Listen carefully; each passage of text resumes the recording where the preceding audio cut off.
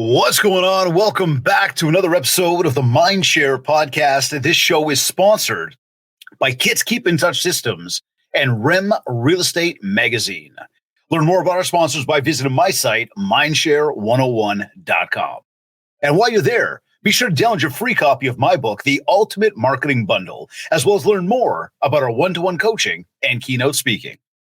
Today's episode is number 262.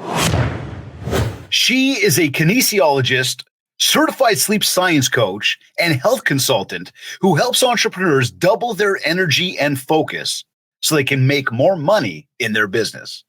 She works closely with business owners to eliminate brain fog and wake up well-rested so they can get more done in less time, maintain consistent, stable energy throughout the day, and feel better than they have in years.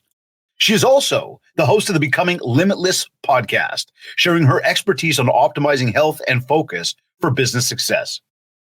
Joining me on this episode of the Mindshare Podcast to discuss the 12 protocols to becoming limitless so you can double your money and your energy is health consultant Tanessa Shears. Tanessa? Hey, how's it going? Welcome to the Mindshare Podcast. It is going. How are you? I'm doing great. Thanks for having me on. Ready to bring energy today. Oh my God, it's going to be amazing. I'm excited about this conversation, actually. And listen, I got to admit something. In reading your bio and learning about what your professional skill set is, I got to tell you, I am a little bit worried. Tell me why. You're a certified sleep science coach. In fact, maybe I shouldn't be worried as much as I'm excited. But seriously, if I see like 5 hours on my alarm clock when I go to lay my head down at night, like I get excited. Like I'm satisfied that I'm getting enough rest. Now, just before you tear me apart over here, publicly, okay?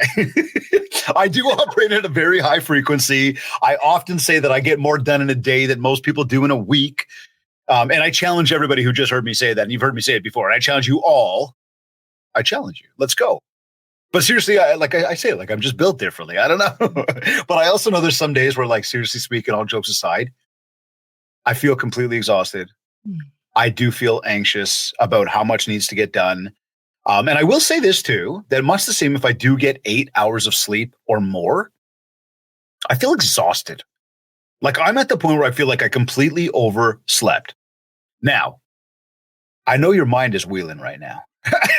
I know you probably got a lot to say, but like, is getting a proper night's rest really that important? And how would you define a proper night's rest?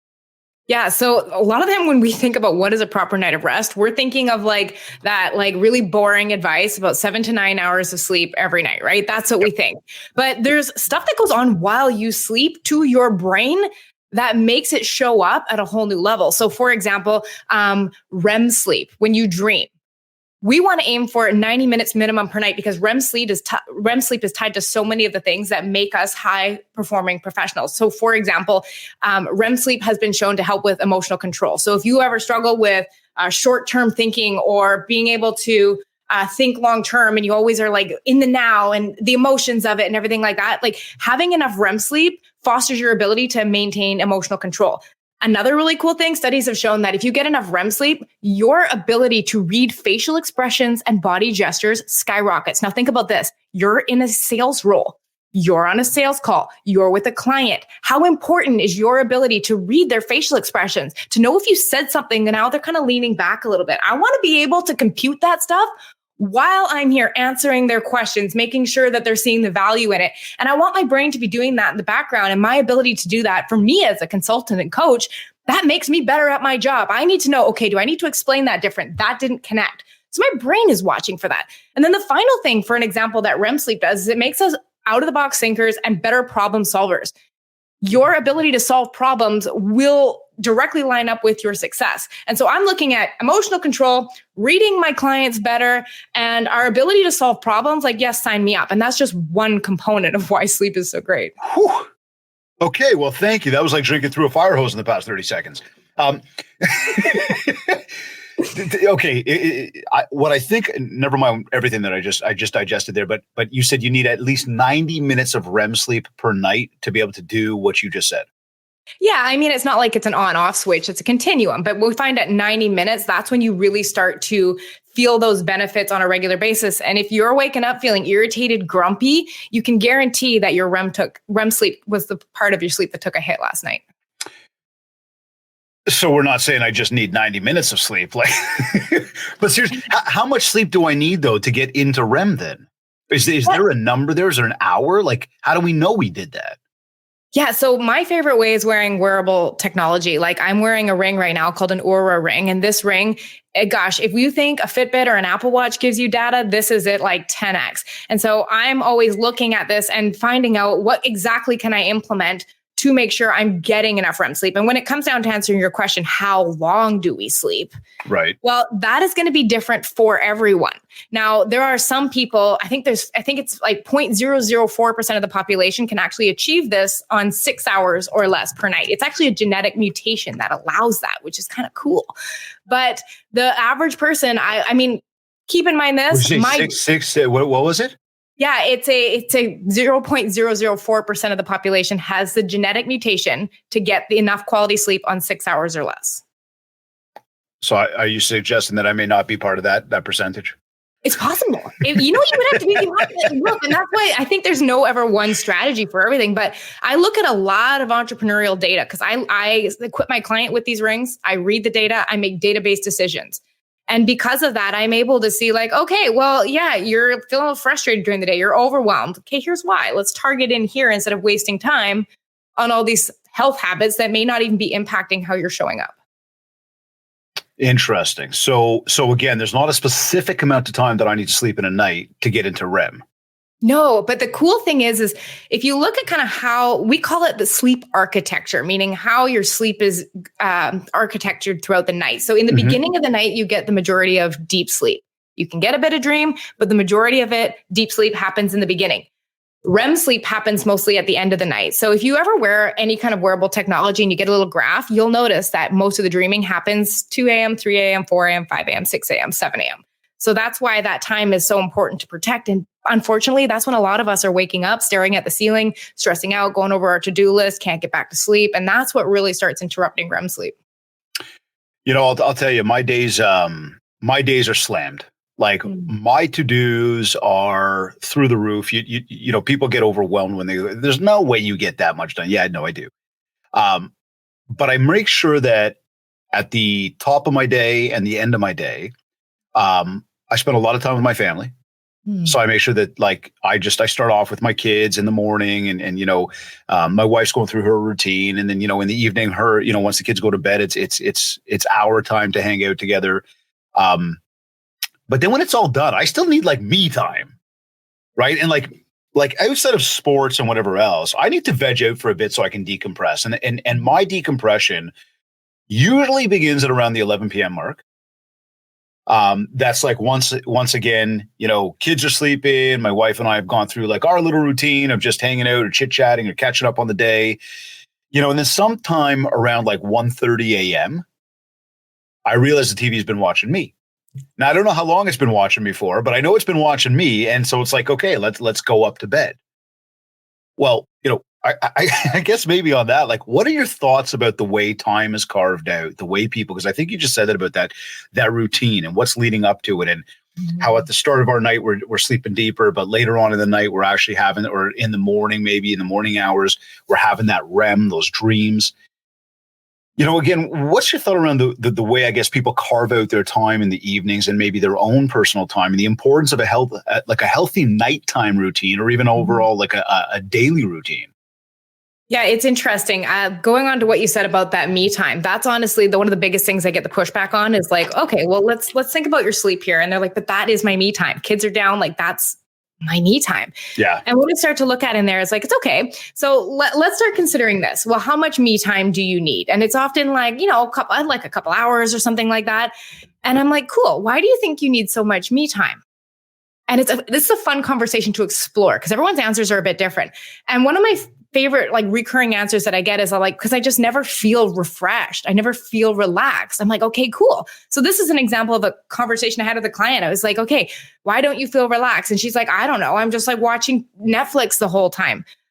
Well, wouldn't it be interesting if we put some things into your evening routine, which actually made you feel the way you want to feel? Because if we're not doing things that are making us feel recharged, that's why it's so easy to just waste half a day if it's on the weekend, or, waste 2-3 hours before bed. It's because we're like aiming for this like me time, downtime, but we get up feeling the same. And it's just kind of like, like I don't really feel refreshed. And so I'm like, okay, how can we start looking at putting in a little time that gives you the feeling you want to feel? Do you have to give up Netflix? No.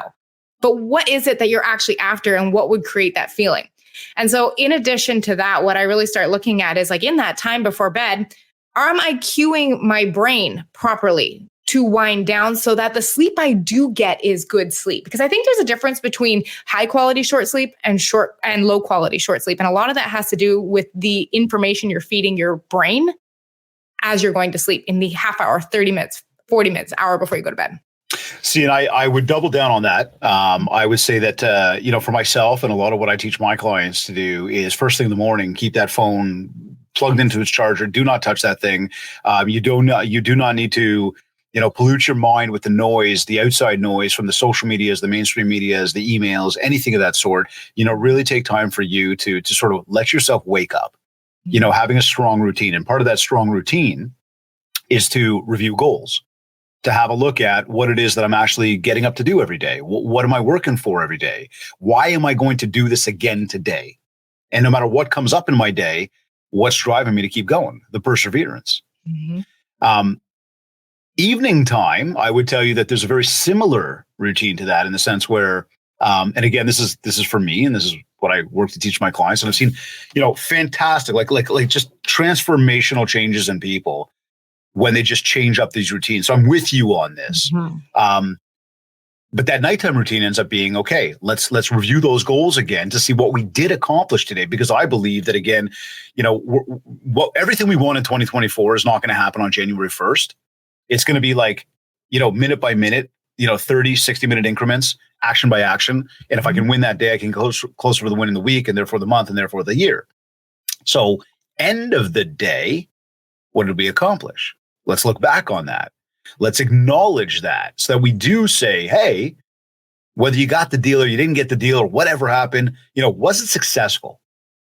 Did I work towards my goals? So that's one part of it.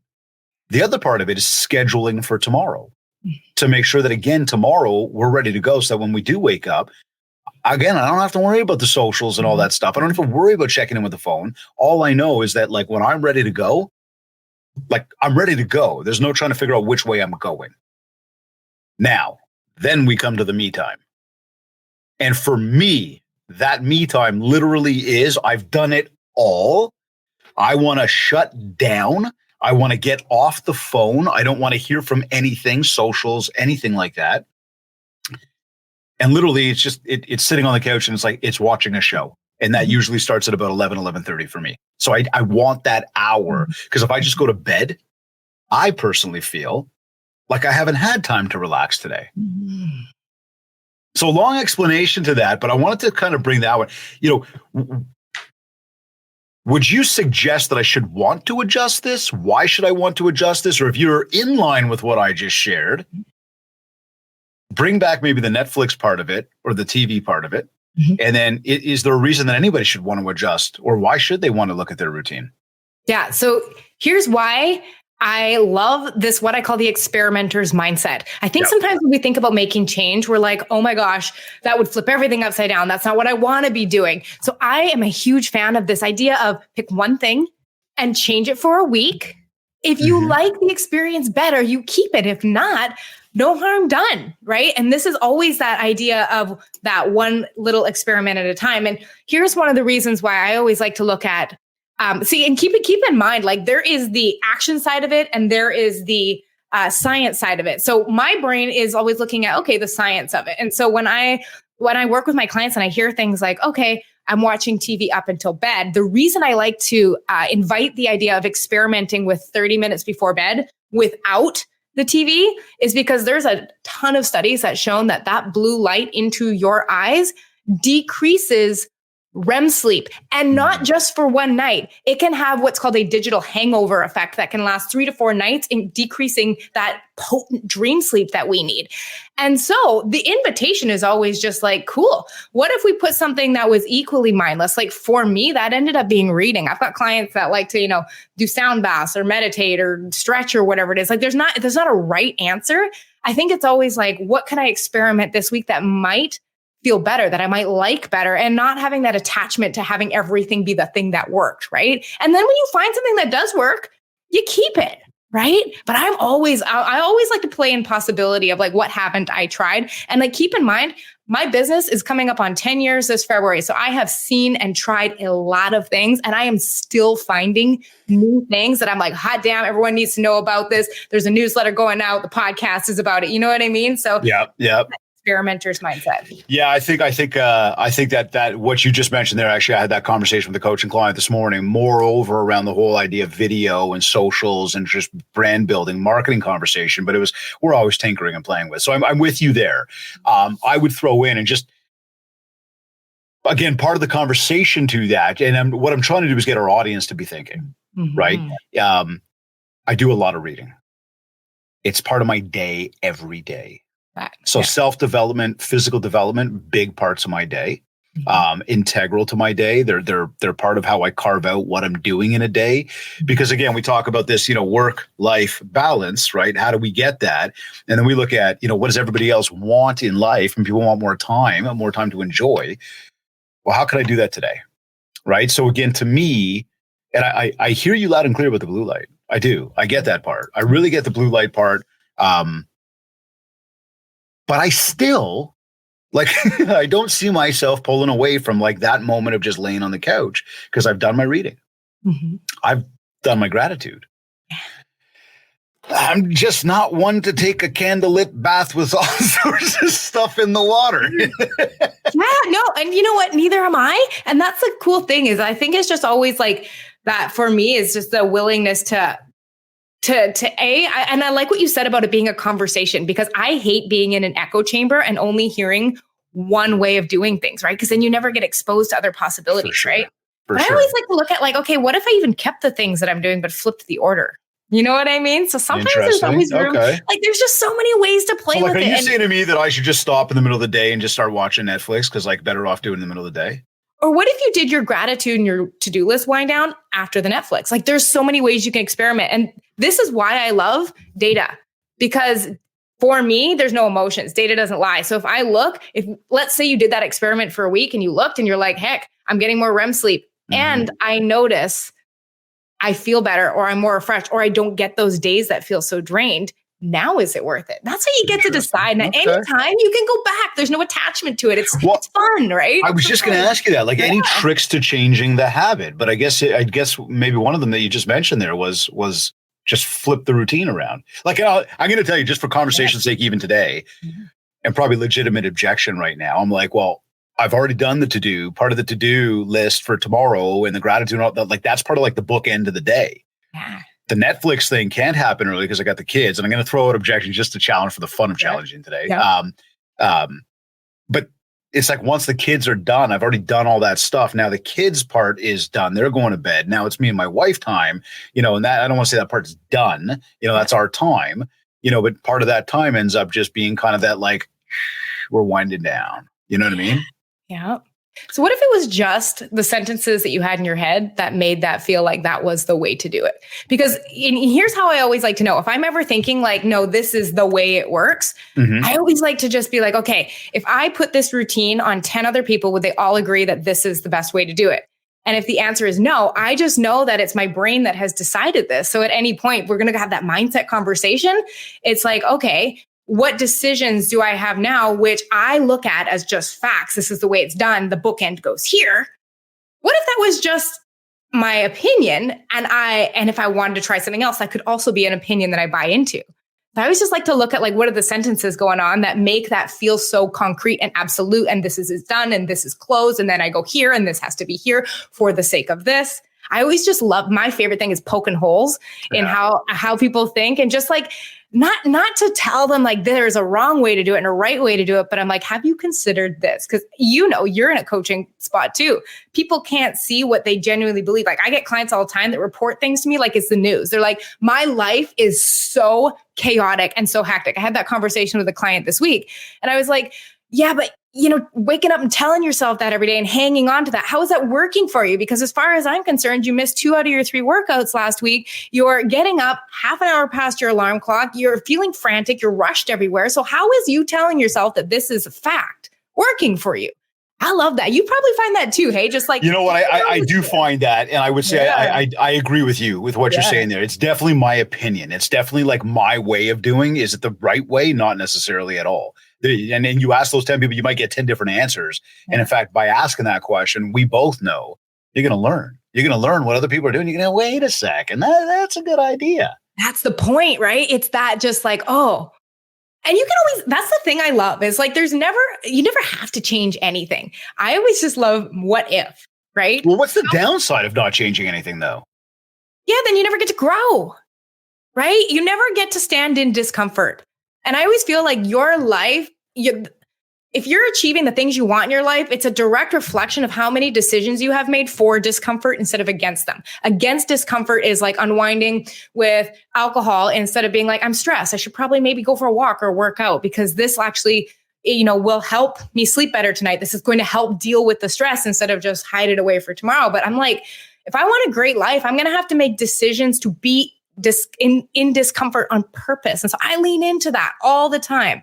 And I'm really bought into this idea, and I didn't make this up. I've learned this, is that I am a genuine believer that life is 50-50. 50% of the time we're experiencing negative emotion and 50% of the time is good emotion. Like if you think about it, no matter how much money you make, no matter how many sales you make, no matter clients you close, does it not feel similar in terms of like crappy days and amazing days and business highs and business lows? And so we kind of psych ourselves out to this idea of like, oh, there's going to be this day when I do X, Y, Z, when all this, that I'm finally going to feel good all the time. But I've just subscribed to the idea that like, I'm uncomfortable right now. I'm feeling a little anxious. I'm feeling a little overwhelmed. This is just that other 50%. Nothing has gone wrong. Therefore, I don't need to solve it by getting out of discomfort with, overeating, over drinking, over shopping, over working, whatever that is. Because those are actually reactionary actions. Yeah, they numb the feeling of discomfort. Right. Like think about feelings. Yeah, in the moment, and they don't deal with the stress. If you think about feeling uncomfortable, and then you go and you grab a bowl of ice cream, heck yeah, that discomfort goes away. But I think of it as net negative pleasure. Yeah, you get a super hit of pleasure from the ice cream, but what's the downside? I know I have clients that get headaches from stuff like that. I have clients that get bloated. I have clients that feel bad, like now, like just moving away from where I wanted to go with my health. Like, why did I do that? Beating themselves up, net negative pleasure. And so I'm always looking, what are the things I can bring in that have net positive pleasure? Meaning like, think about this.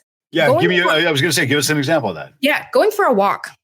Yeah. It's not this huge hit of like, yeah, I feel amazing right now. It's subtle, but it has no negative downside. Like you end up a little bit. Or think about a workout. You do. Yeah, I'm with you on that. Right? Or but think about this. You eat a really healthy lunch and you're like, how there's that little bit of like, I did that. I'm being healthy. There's that little bit of thing in our head. It's just like, look at me go. Net positive pleasures. And so that's kind of why I look at like, am I choosing short-term thinking or long-term thinking? Am I getting net negative or net positive? Beautiful thing is that can all tie back to REM sleep. REM sleep makes it easier to make those choices. Okay, fine. So you come back to the REM sleep thing and you say, again, there is no specific amount of hours we need to sleep to get there.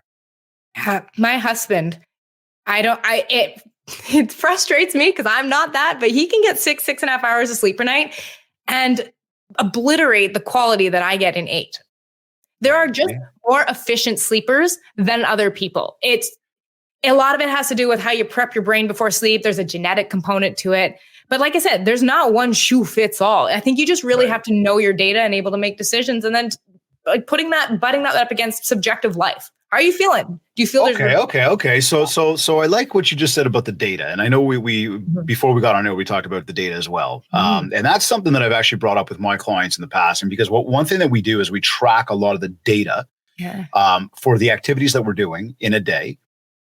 We call them IPAs, income producing activities, but there's also going to be the actions towards the results that we want. For example, if you said to me, hey, I want to lose weight, or I want to be in better shape, I go, what's the action? The action could be going for that walk. It could be eating, a healthier meal. It could be going to the gym more often, right? So we've got to action those items. And so we track everything. And as we track things, we get, again, a week, a month, a day, different order, but day, week, month, year later, we're able to look backwards on the data now and say, hey, this is why things worked. And this is also showing us why things didn't work. And as we move forward, let's make sure that we pay attention to the data to understand what worked, what didn't work, and where can we improve. Yeah. So to the REM sleep thing, and to bring up that ring, because I know we had a question in our private chat there that was saying, where can I get it? We put the link in there. Is that one way that you would say, in order to pay attention to whether or not you're getting enough REM sleep, is to somehow get something like a wearable that can help you track that data to see if you're even sleeping properly at nighttime?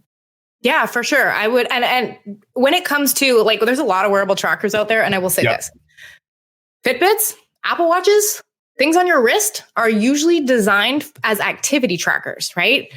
And I'm not affiliated with Aura. I send them all to my clients. That's how much I love them. So these are designed to be rest and recovery trackers. They are complementary. Like I have a Fitbit on and I also have a ring, and they talk to each other. They send data back and forth.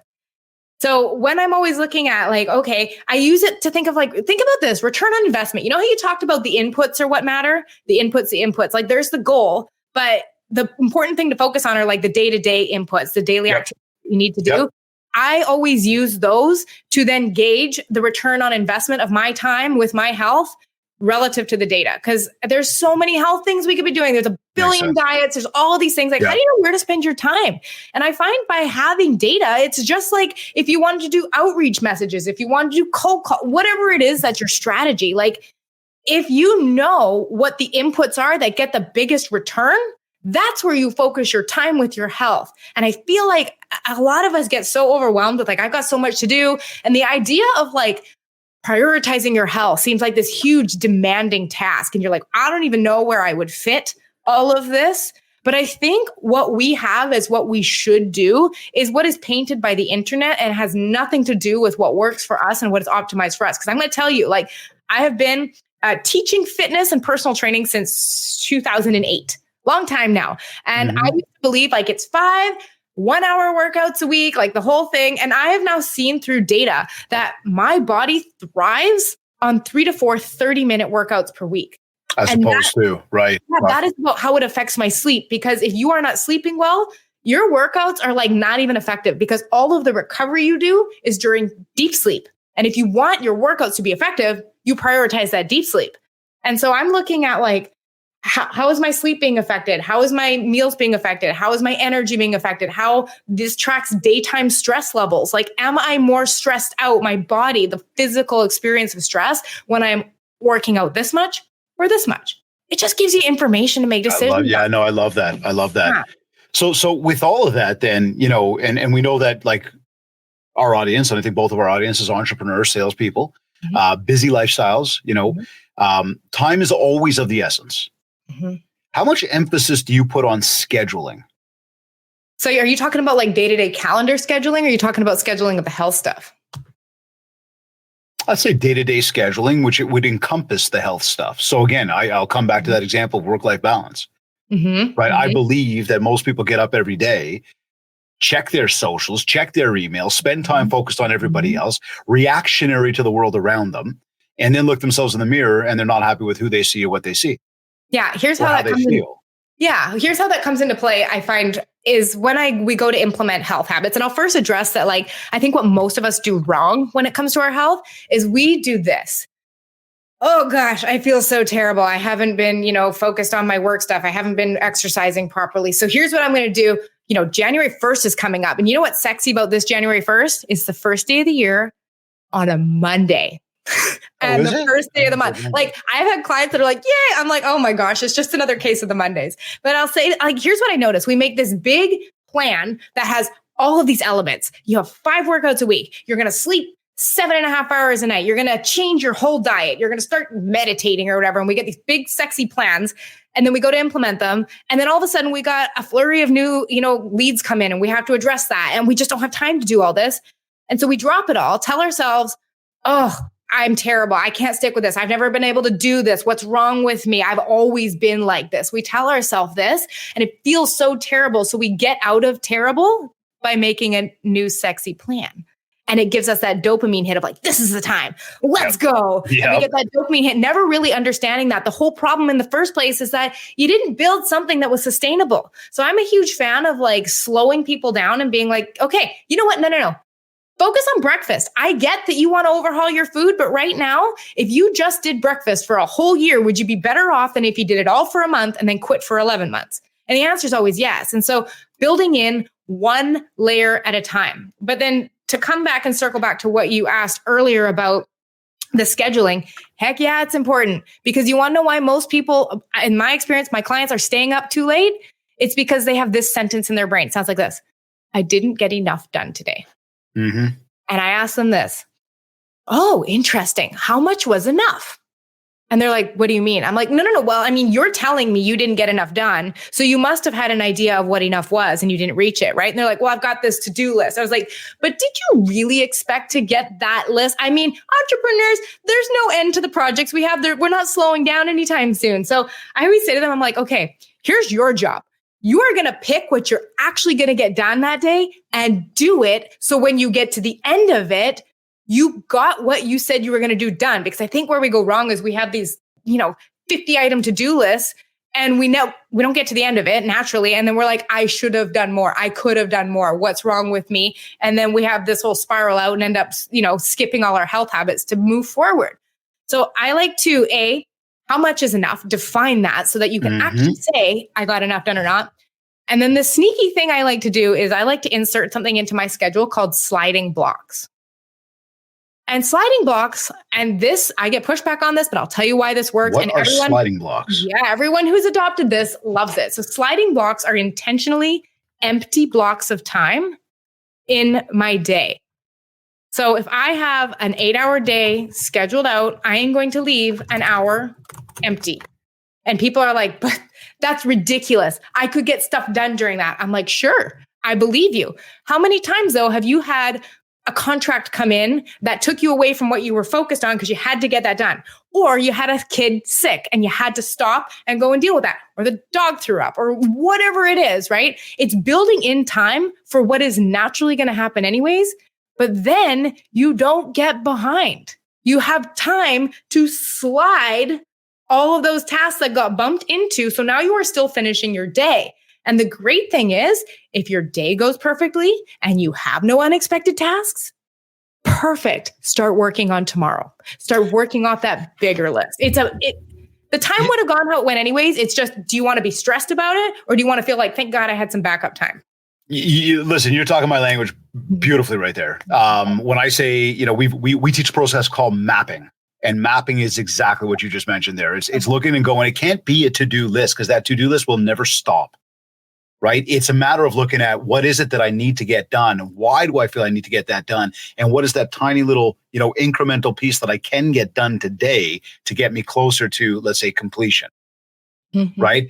Love the idea of what you call sliding blocks, because I think that does really, especially for entrepreneurs, that really does assist with moving that schedule around. I call, a lot of times I say to people, find your rhythm, right? When I tell you that, I'm going to check my email at 9:00 in the morning, it doesn't mean you should be checking your email at 9:00 in the morning. Your lifestyle and what you've got to do might be different than what I have to do. At some point that action needs to be done, but when? Where in your schedule? How much time are you spending? How are you actioning it? Right? So I love what you brought up there, and I'm with you, but it also says to me that you do put emphasis on scheduling.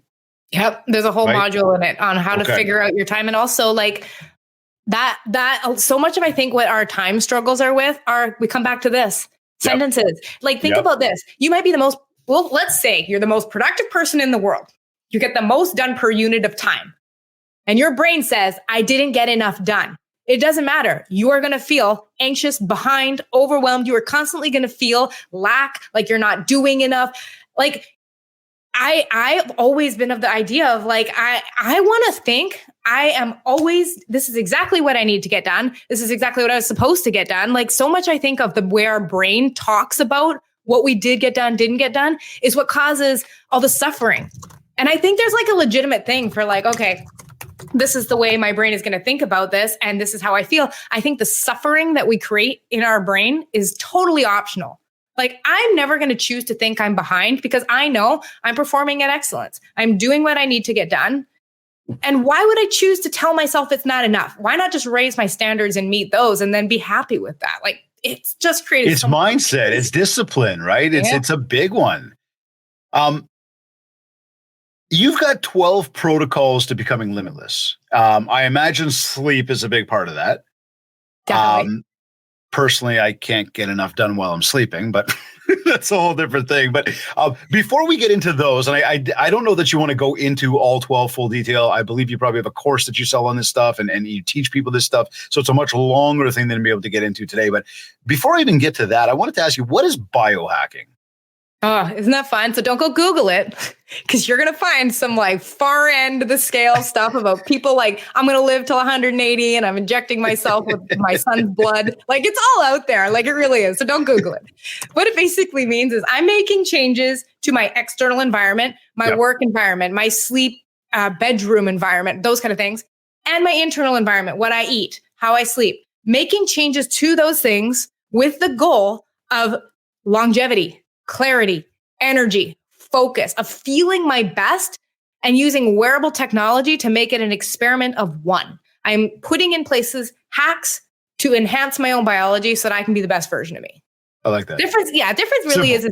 Yeah, biohacking uses a lot more like tech and stuff like that than just a regular health. I love the simplification of that. And I think that for everybody that like fully just taking that right down to the blunt, bare, simple, it's like you're tracking you. Right? Mm-hmm. You figure out what you do. What are your habits? What are you doing? How are you operating? And then be able to look at that and say, how can you make a better version of you? Yeah. Right. Yeah. It's leaning on science. That's the fun thing. Yeah. No, love that. Okay. So 12 protocols then. Mm-hmm. I don't know if you want to list out what they are or maybe just high level this thing. Like I was going to say to them, like, what are they? Why do they matter? Why should we implement them? How do we implement them? But I know we don't have enough time for that today. Yeah. Overview. Give us something. Because I know it's a big thing that you teach on. You've obviously got the Becoming Limitless podcast, which I also want to give a shout out to. So I want to tell everybody, tune in. So far, I've been enjoying the conversation. I think there's a lot more to learn from you on this. But 12 protocols. Yeah. So they're divided into 3 main sections. One, I call the CEO Sleep Lab. And so the first 5 protocols are wrapped into this. So think about things like this. A whole protocol is learning how to use data to track yourself. That's one. Right. Yep. And we're looking at, sleep duration and timing. Because we have a body clock inside of us that actually, if we are able to tune into this body clock, everything in our life gets smoother because our whole body functions on a clock. Our hormones, our body temperature, our heart rate. So if we can optimize this clock, everything goes better from our energy, our focus, all of that. Then we're looking at quality of sleep, deep and REM. What can we do to enhance that? We're looking at things like biohacking our bedroom. What are the changes you can make to your environment? So that's what we bundle up in the CEO Sleep Lab. Like each of those get protocols. Then we move into something called brain food because our food affects our brain fog and our clarity to such a degree. So we talk about things like, your protocol creation. How is it that we are going to eat? Understanding blood sugar, meaning like what affects blood sugar? How does that, affect our brain fog? And then beyond that, we go into actually eating for energy. So what are the things we need to focus on eating to make sure that we feel the way we want to feel? Lastly, we shift into the last 4 protocols are on resilience. So I love to think listen, we're not getting out of stress anytime soon. It's like we signed up. This is part of what we signed up for. So my job is how can I be resilient to it and increase my capacity? It's like if you do a bicep curl and at the beginning you can only do 20 and then you build and you get stronger and you practice and now you can do a 30-pound dumbbell. You have built the resilience of that muscle. So I'm looking at how can we increase your capacity to tolerate stress without breakdown, physical breakdown, mental breakdown, emotional breakdown. And I do that a couple ways. I do that through exercise. That's a huge one, focusing on what is optimal with our time, with our just energy. We look at what I call the limitless mind. And so that's understanding the conversations we have in our brain, how they affect our results, how they affect our feelings. Then we look at things like, have you ever heard of heart rate variability? No. I don't think so, but I get it. Yeah, it's a metric that you can track that tells you if your body is in fight or flight or rest and digest, and how the balance between those is. Is there ebb and flow, or are you stuck in fight or flight? So it's literally looking at how can we build your capacity for stress so that you don't get taken down, you don't get sick every time you get stressed out. Makes sense. Yeah. And the very last one is all on focus and flow. That's where the whole thing is on like calendaring and understanding your schedule and getting into flow, and what does the office environment look like? You guys all hear that? She just said calendaring. I told you. Told you. No, look, there's a lot of that there. I mean, the heart rate variability is not something that I touch on. Not something I've worked on, but again, scheduling that physical and that mental part of the personal part of life, all of those things to me, and I know for myself, even over the years, the transformational change comes from that. It comes from within. And if you want things outside to change, you got to change inside first. Yeah. And that's where I think we're really talking the same language here today. I agree with you. It's funny. I heard Alex Hormozi say something. You know how Alex Hormozi? Yep. Yeah. I heard him say something the other day that like, if you go to describe a healthy person, what do you describe? They go to the gym. They eat healthy. It's all the things they do. Mm-hmm. Right. And so to your point, like you put what you need to do on your calendar, and then you get good at sitting in discomfort and honoring your calendar. That's it. You can't lose, especially when you can be in the discomfort of being like, why isn't this working? What am I doing that's not working? What am I doing that is working? If you can pair that with evaluation, like that is a level of like becoming limitless. No pun intended. No, it's true though. It's true. But even when you brought up like when you eat that proper meal, you feel better. Right? Like no joke. There's times where like I'll floss my teeth and like you feel better. You're like, right? Because you just know you should be doing that. It's like proper like dental care, right? But I'm with you. It's tiny little actions. Now, and as we talk about that, again, to me, the foundation of that really is about understanding what it is that you want. What is that vision? And in business, we talk a lot about setting goals. Most often, and you've already alluded to this, everybody writes it down and gets all excited. Yeah. And I know a lot of people think about them and not write them down, which means that they're never going to achieve them. But people will always start off with how much money they want to make, how many deals they want to do. And I always suggest, as we've been talking about today, start off with the personal, right? How many workouts do you want to do? Mm-hmm. How much weight? Like how much do you want to weigh? How many date nights? How many vacations? How many books do you want to read? Like start there. And people are like, oh, but I want to start with my money. And no. You see, if you are not good, you cannot go and make all that money. You cannot operate at the peak performance that you need to operate at to go and do everything you want. And then you're just being torn down.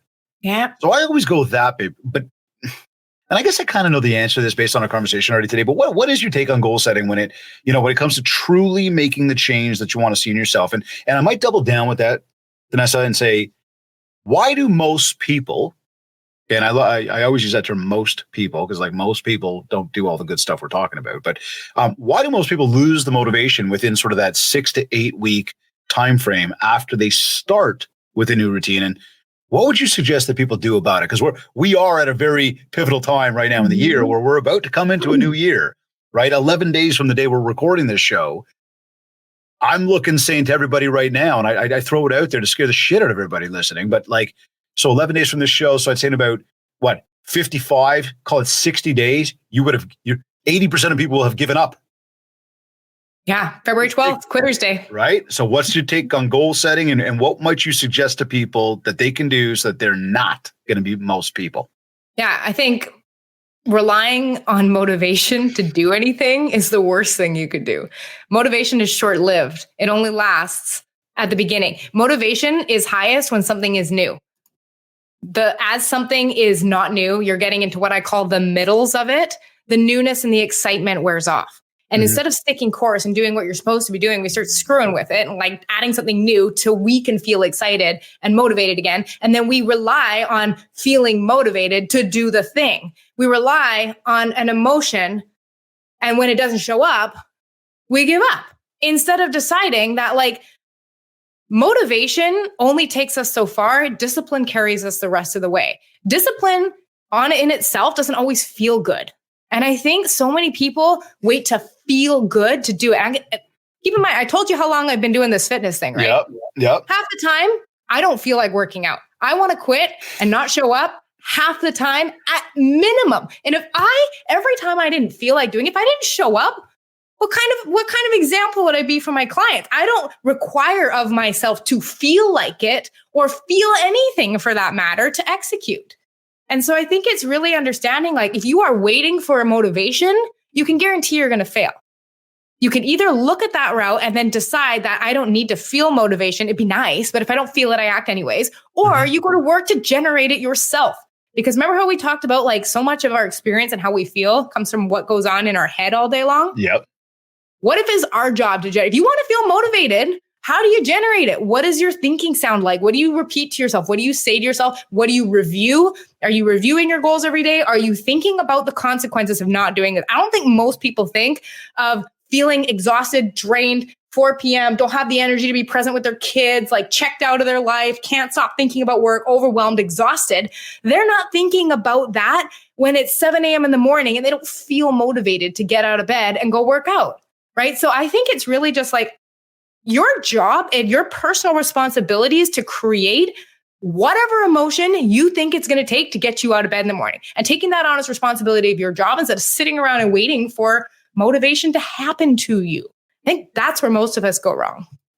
You know, and again, and I agree with you on that. And I love the way you presented that. I presented it slightly differently. We both get to the exact same point, though, because I'll tell you, you know, going to the gym and I go regularly. Yeah, there's a lot of days where I don't feel like it. Then I leave the gym and I'm like, yeah, that felt good, right? Making prospecting calls. There's a lot of days where, and I'll tell you, like, and I teach people to do them. I teach people how to do them.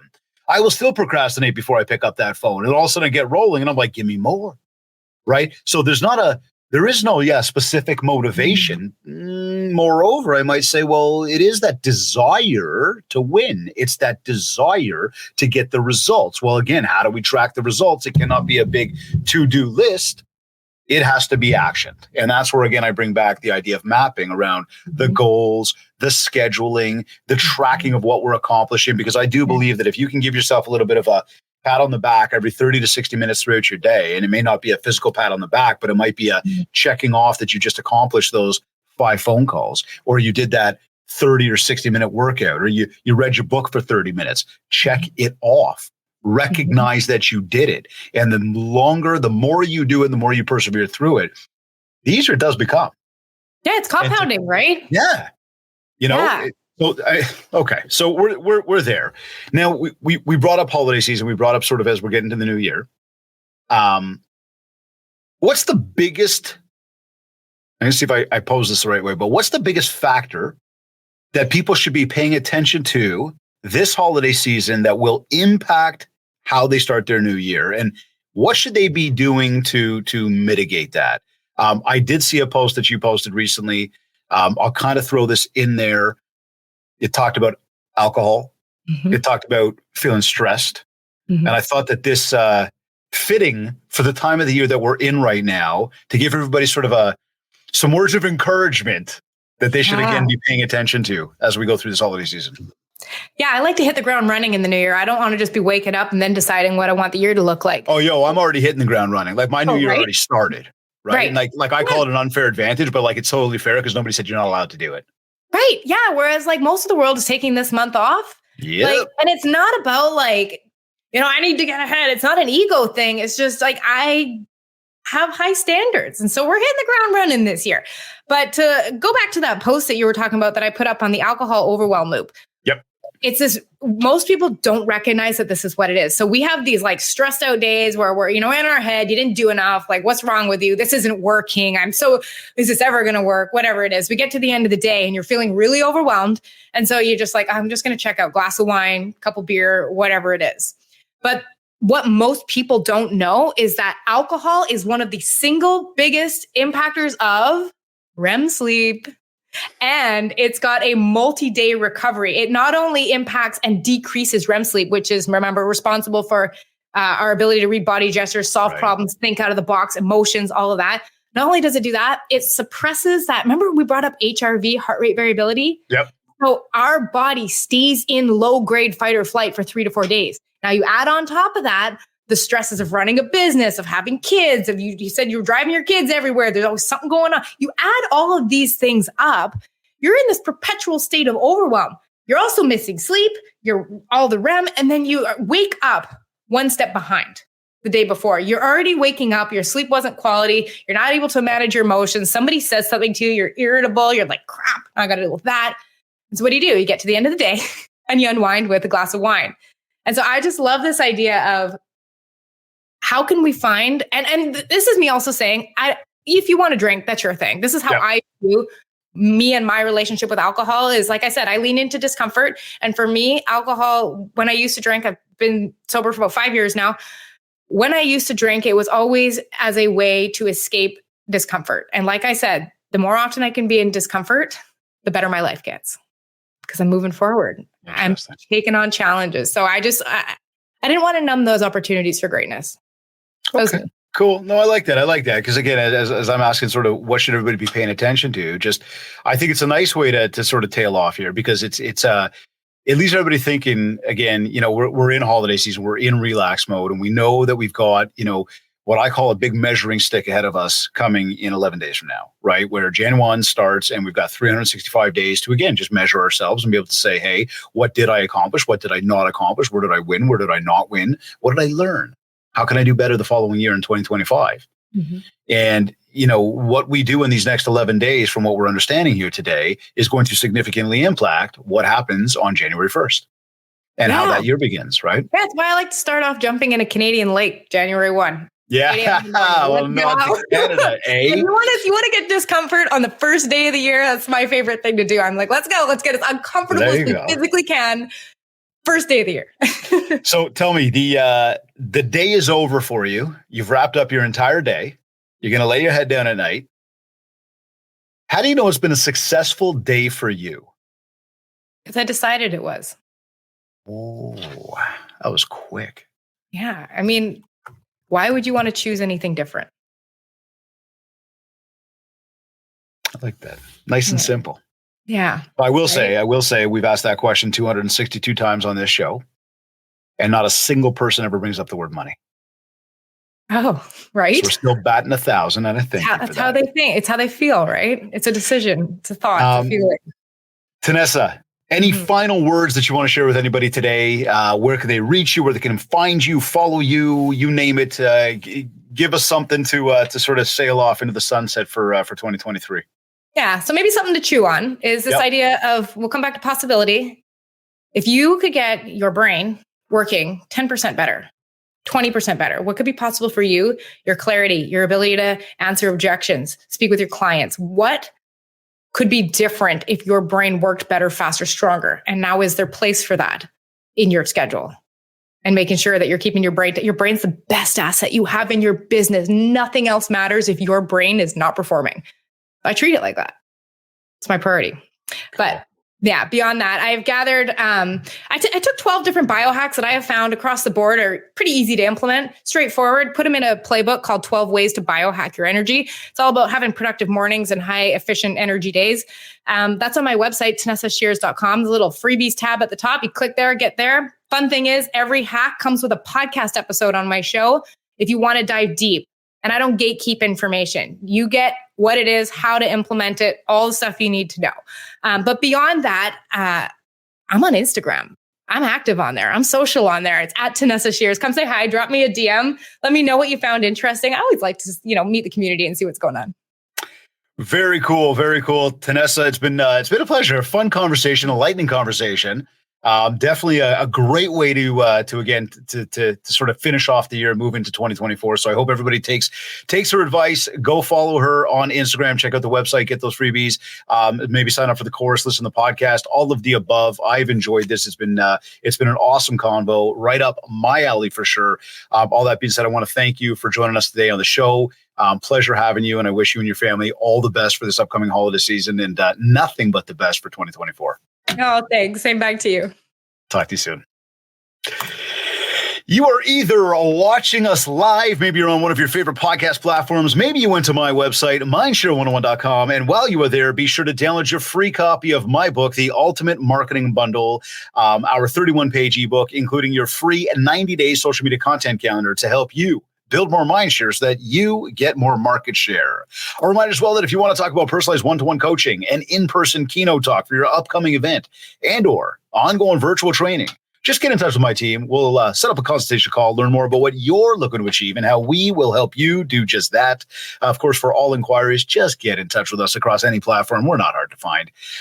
Don't forget to leave us a review at ratethispodcast.com/mindshare101. Again, a really quick, simple way to either get off to Spotify or iTunes or wherever you listen to your podcasts. You know, as we always say, big 5 stars, a nice little great review would be super awesome. And we're grateful that you tuned in today. Of course, don't forget to connect with me on Facebook at Mindshare101 and on Instagram at David Greenspan 101. I want to take a quick moment here to thank Kits Keep in Touch Systems as well as REM Real Estate Magazine for sponsoring this episode of the Mindshare podcast. Be sure to visit our site to learn more about these powerful companies will do to help you grow your business. This has been another episode of the Mindshare podcast. Thank you for tuning in.